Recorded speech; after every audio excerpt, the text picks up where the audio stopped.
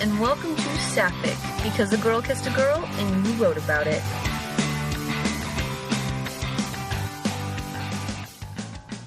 Thanks for joining us here at Saffic for our second episode. I'm Kid. And I'm Saint. And today we're going to talk about fanfiction, because if you're going to talk about fanfiction, you should probably talk about fanfiction.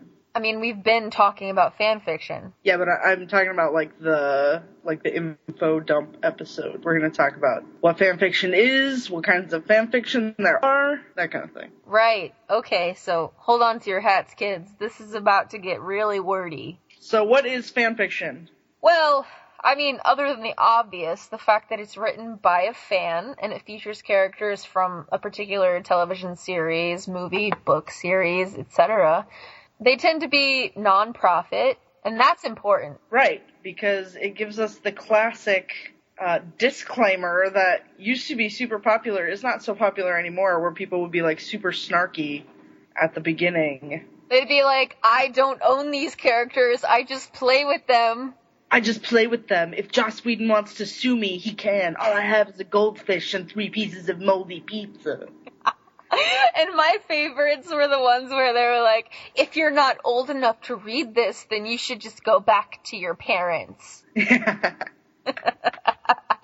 Right, so generally, fan fiction is not for profit, and whenever it does become for profit, it gets turned into a different thing entirely that we will probably talk about at a later period.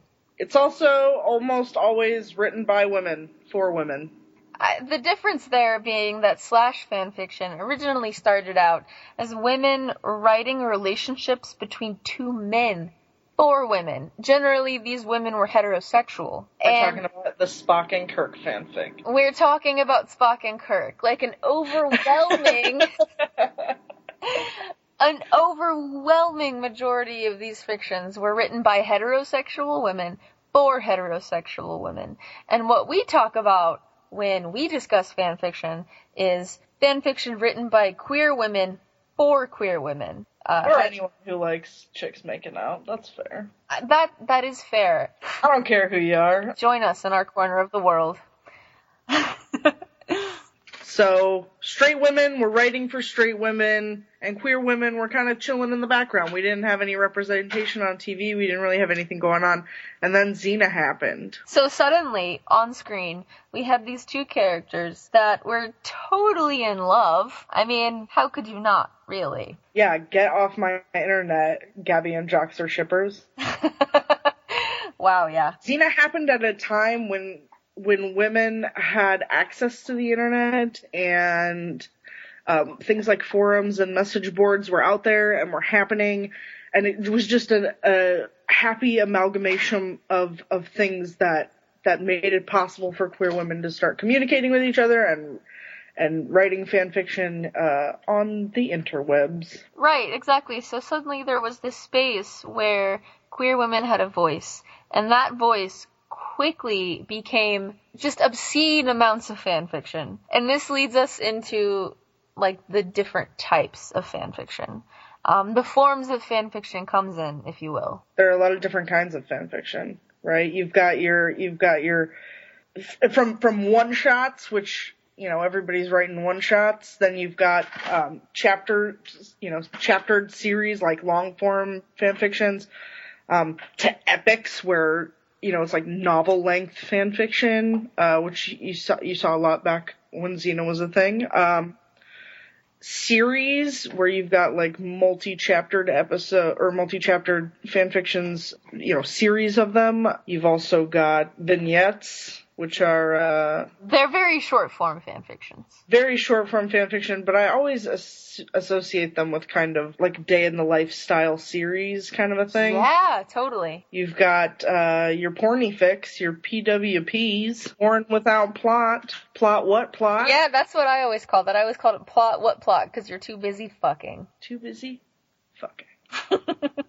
And then you have fics that are created by one author, and then you have collaboration fics, which can take multiple forms. You can have one fiction written by two authors who share the burden of the fiction equally, or you can have fully fully formed collab fics where every single different story and or chapter is written by a separate author completely and they come together. Those are called round robin fics. There's another kind of fan fiction that is specifically near and dear to our hearts, and that's the virtual series. Why is it so important to us, kid? We met over our mutual love of a virtual series. What virtual series was it, kid? Watchers, the virtual series. Watchers, the virtual series. It was a spin-off of Buffy. That's how we met. We were both big fans of Watchers. We call it the show. Because it is a show. When you see virtual series, they draw you in the same way a TV show would. And it's interesting to talk about virtual series specifically right now because last hiatus, Orphan Black actually got their own little virtual series. OB Spec, the fans who wrote OB Spec, that is a virtual series. We're talking about the way that they're written is presented in like a spec style script. They're TV show episodes written by fans. And they can come in a lot of different styles. Watchers was written in scribble format, which is like novel style format, but with like script headings like exterior, Watchers Council. And Watchers, they also they had a graphics art team that kind of photoshopped and that beautiful mid 2000s style Photoshop. Yeah, like the lighting was all bad. It was. You know, quite terrible, but it was near and dear. Yeah, they had, they also had, like, audio clippings put together. I think they kind of weaned off of that because nobody really would stop to listen to them. It kind of broke you out of the story, but... Yes. Virtual series are really cool. They're really important, to us personally anyway. And they're super fun to get into. Like, I think they're a kind of fan fiction that not a lot of people know about, and they're really, fun. So virtual series are great, and that leads us into a completely different discussion in and of itself.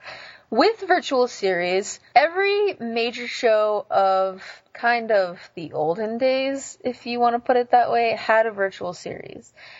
Xena Warrior Princess had several virtual series. One of them was an Uberfic virtual series. And so that kind of crosses over the Uberfic and the virtual series. I never heard of it. What was it called? It was called Exposure. That sounds silly. It was incredibly silly. The Xena character... Was it a photographer? Is that... It was... the Xena character... both of them were in the news business. The Xena character was a film... Like, she was the director / like... person following the reporter around with the camera, and the Gabrielle character was the reporter. We should talk about Uberfics. We should talk about Uberfics. So Uberfics are almost unique to Xena, but they're a huge part of the Xena fanfiction community, like huge. They started off, I don't know if this is exactly where they came from, but this is, as far as I can narrow it down, the origin of the Uberfic. The origin of the Uberfic is as follows. Renee O'Connor, who played Gabrielle, said in an interview once that she felt like Xena and Gabby were soulmates, and that they would find each other regardless of what life they were in, who they were, what time it was, like what year it was. They would always find each other. Their souls would be drawn to each other, and they would always find each other. And there were a lot of Xena episodes that reflected that. You had like the Indiana Jones style ones. You had the ones in India in season 4 where they were fighting Alti, and you had the ones where Xena, Gabby, and Joxer were, like, in present day, and, like, Joxer was Xena, and Gabby was Gabby, and they ended up kissing, or whatever. Anyway. Yeah. So they had those, like, Uber episodes, and that, along with Renee O'Connor's commentary, sort of built this genre of fiction, where you're seeing characters who look like Xena and Gabby. One is tall with dark hair and blue eyes, and the other one's short with blondish red hair and green eyes. And they can be in any, like, present day or in the night, you know, whatever. There's no time, and they have different names, but it's their souls in a different body.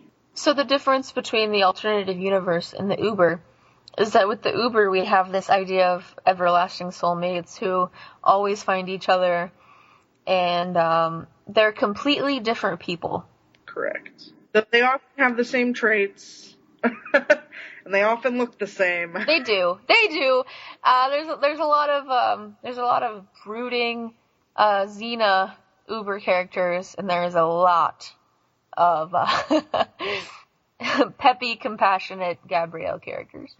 Uberfics led to the rise in lesbian fiction. Not lesbian fanfiction, regular old lesbian fiction. Because some Ubers would get so popular that they would get published. And that's super convenient because they're not Gina and Gabby, they're Renee and... Renee is a bad example. That's a terrible example. They're not Gina and Gabby, they're Joanne and Melissa. They Right. just happen to look similar. That's why if you go to any Barnes & Noble, if you can find any, and you pick up any lesbian fiction book and open it, damn near guaranteed one has blonde hair and green eyes, and the other one is very tall with chiseled cheekbones and has piercing crystal blue eyes. It's exactly what happened with 50 Shades of Grey. Right, that's the perfect example of this. Not the Uberfic, but that is the perfect example of a fanfiction taken into, like, the realm of publishing. Yeah. We've talked about Ubers, so let's talk about AUs. They're very similar, but they're very different. You don't see a lot of Ubers anymore. That's really kind of just a Xena thing. It is largely a Xena thing, yeah. It'd be interesting to see it in, like, other fandoms. I'd be interested to see that. But I think now people don't expect Ubers, people expect AUs. I can definitely see that. Most of the time now, whenever you're on AO3 or any other archiving website, you see AU mentioned far more than Uber. I don't think I've actually ever seen Uber mentioned on AO3, personally. Yeah, me neither. There are a lot of cool AUs, though. I like that part of the interesting things about AUs is that you see a lot of the same ones, right? We're talking about high school AUs. High school! Which are my personal favorite. I will write and read high school AUs all day, every day. High school AUs are great. I'm actually writing a high school AU right now, and I didn't realize that I was until the other day. You've got high school AUs. There are AUs that are just different by, like, setting. Like, instead of a bunch of clones in Canada, it's about a bunch of clones trekking through a zombie wasteland. Or in space. You've got crossover AUs. Those are AUs where you use the universe of a different fandom without using the characters from that fandom, right? Those are crossover fics. You have crossover fics where, like, say, Sarah and Harry Potter team up and fight the bad guys. That's a crossover fic. Whereas a crossover AU is Orphan Black characters in the Harry Potter universe, no Harry Potter characters. So another huge section of fanfiction is dedicated to what we call fixer fics. These tend to be something that's used as a therapeutic tool for writers and fans during times of, like, super stress on a show. You know, kind of like what we're seeing right now with Orphan Black. Kind of like what happens when they shoot Delphine. What do you mean they shot Delphine? She's totally fine. I'm gonna write a fic about it. That's your fixer fic right there. This never happened. The entire Kitten fan board, Willow and Tara fanfiction, or not fanfiction, but a Willow and Tara fan board, message board, entirely, like, they just, if you say Tara is dead, you are banned. Like, she's not dead, she's still alive, they're delusional, they're crazy. So, basically, I mean, at least in my mind, a lot of this originated after the series finale of Xena Warrior Princess, where, spoilers maybe, Xena is totally beheaded and is basically barred from coming back to life because of, you know, she's gonna, like, damn these souls to everlasting torment. Right. I don't think you can call spoilers on something that ended 20 years ago. I'm sorry. I just wanted to cover my bases. So at the end of Xena dies, and there were like two types of fans, basically. There were the ones that acknowledged it, and there were the ones who did not. What kind of fan are you? I acknowledge it, sadly. I loved it. Kill her. Let her die. It's great. This is why I love your sadistic ass. It's not sadistic. She needed to die. It was great for the story. There was nowhere else for her to go. It was the ultimate redemption. It totally was. It was beautiful. The whole story, the whole entirety, there's 6 seasons of Xena seeking redemption, and in the end, she finally gets it, and it's beautiful. I mean, I see your point, but I still don't like the fact that poor sad Gabby was left to wander Greece very alone and sadly. She had the chakram and she was headed to Egypt. That girl was doing just fine. She totally learned how to throw that shit as well. Did. But we digress. Super digress.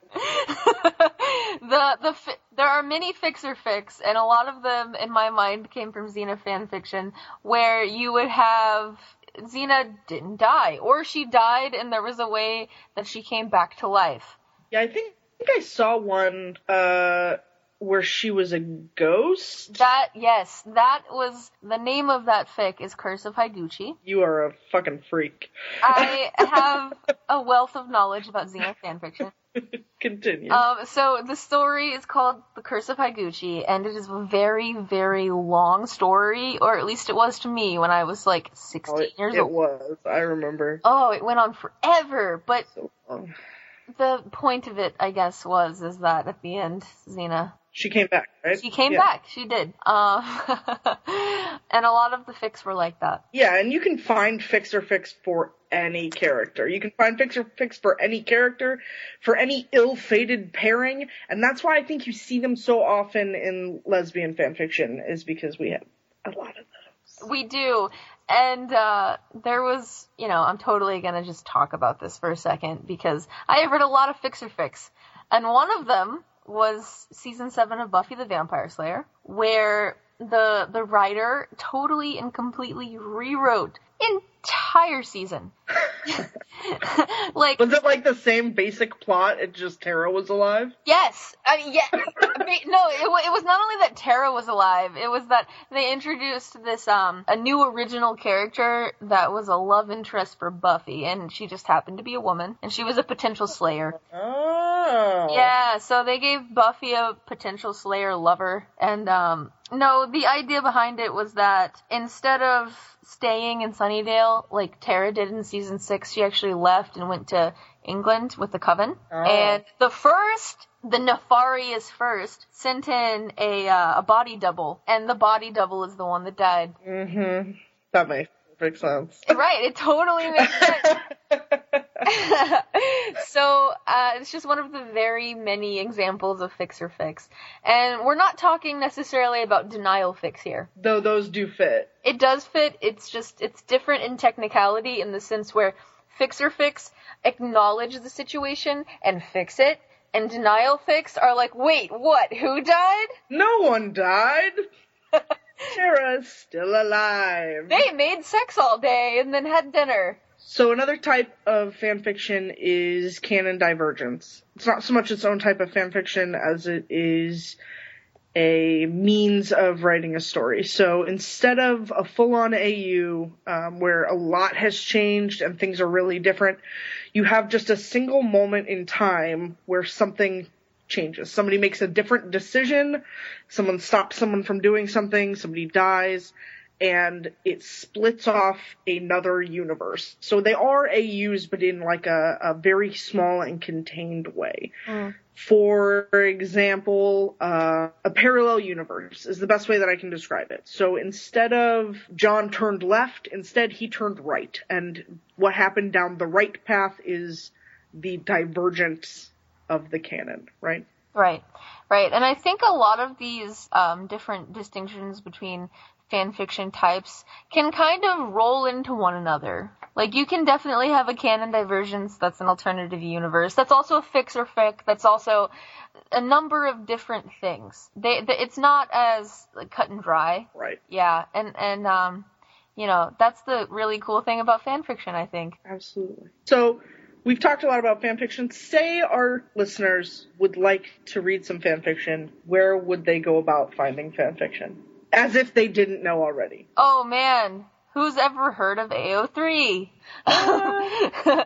That's a modern way of getting fanfiction. A general fanfic hosting site. We're talking about fanfiction.net and AO3, stuff like that. There are other places to get fanfiction. What? I mean, I guess it kind of all started with archives, and not archive of our own. We're talking archives where writers would send in their stories for approval to be archived on the site. Name off some of those. Well, you have for Buffy fanfiction, the Mystic Muse. You have for Xena fanfiction, the Athenium, which is also known as xenafiction.net. Also on the Xena train, as I tend to be, you have the College of Bards, which is another fantastic archiving site. And specifically for the very narrow set of people who might be interested in Stargate fanfiction, very specifically, you have Area 52. Are all those places still up and running? Every single one of those, as of friggin' yesterday, were up and running. Wow. Yeah. CN's Cauldron, does that count? Was that just CN Winter's fanfiction, or was that? I think on CN's Cauldron, other works were hosted, but I don't think it was as extensive as what we might call an archive. Right. Still an excellent website. So you've got your general fanfic hosting sites, which is where modern fanfic readers and writers go. We have the archives of the old days. There were also forums. Ooh, forums. Yeah, for sure. You had the Kitten Board, which was a subset of the Kitten Board known as Different Colored Pens, was dedicated to fanfiction, namely and only, if we're being completely honest, Willow and Tara fanfiction. I hate them. I'm so salty. It's been years. I can't let it go. It's one of those things.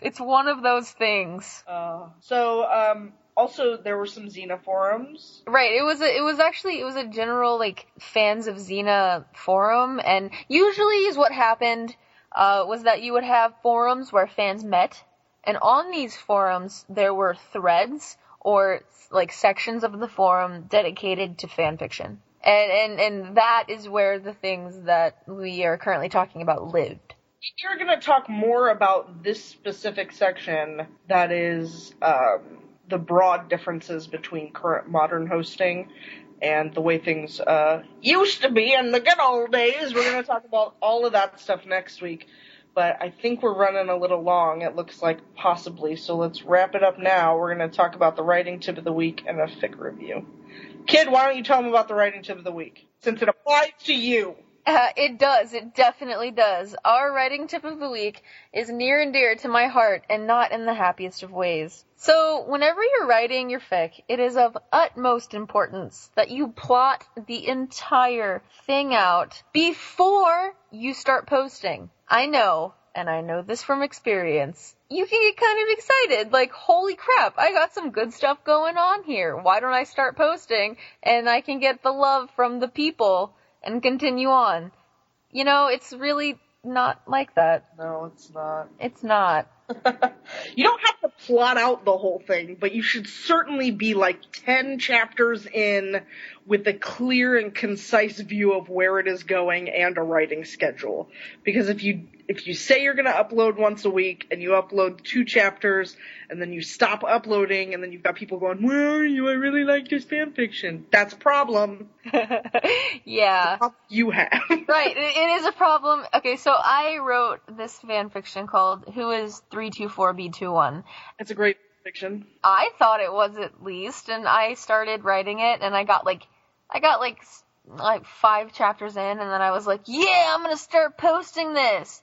And I started posting it, and I posted up until chapter 8 until I just couldn't finish it anymore because I didn't have a handle on the characters or the plot. I had some really cool ideas. I know what I wanted in a certain sense, but it wasn't enough to actually post. This saves my butt all the time doing this. It saves my butt all the time. How many fan fictions do I have sitting on my desktop that will never be finished? At least 3 or 4.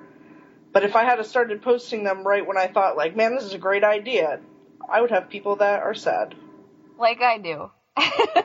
Absolutely. So I guess it's very important to, like, know what your story is, who your characters are, and where it's going, and have a good head start on yourself before you actually start posting. The head start is the most important thing, because say you, like, I don't know, break your arm, like Kid did halfway through Who Was 324B21.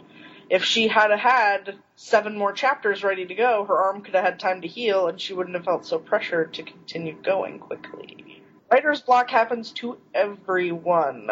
If you have 10 chapters already written, it's okay if you can't write for 3 weeks, because your brain's dumb.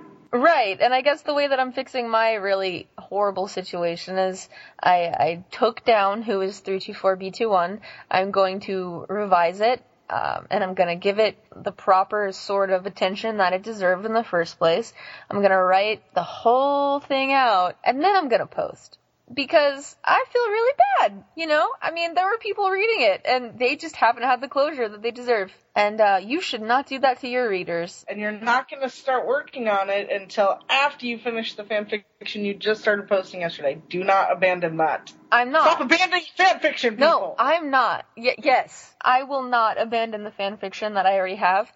Namely because I really love it. It's good, guys. It's really good, and I dig where it's going, and it's gonna be a ride. Yeah. Alright, kid, let's jump into the fic review for this episode. And what would that be? That would be Cataclysm Cafe. It is a Buffy fanfiction. It is a Willow and Tara fanfiction, more specifically. And the reason that I chose it for this episode is because it's kind of its own type of fanfiction all on its own. It's really super interesting. It's by far the most, like, artistically interesting fanfiction I've ever read.